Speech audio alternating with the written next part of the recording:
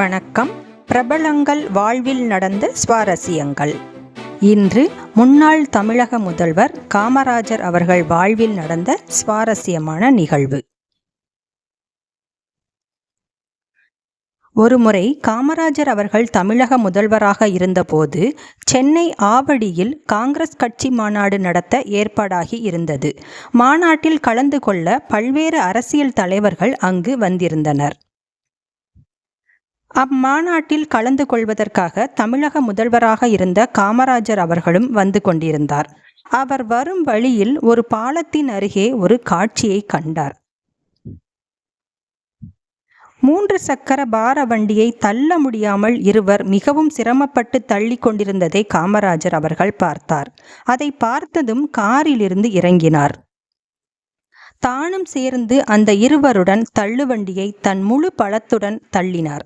பாரவண்டி எளிதாக முன்னேறியது.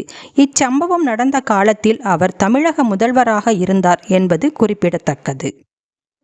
அவருடைய செயலில் பெருமையோ ஆணவமோ எதுவுமே இல்லை.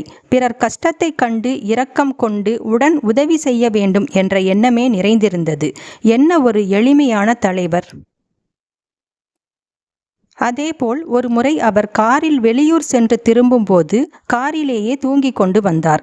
கார் சென்னை சைதாப்பேட்டை மறைமலை அடிகள் பாலம் வழியாக வந்தபோது சத்தம் கேட்டு கண் விழித்து கொண்டார்.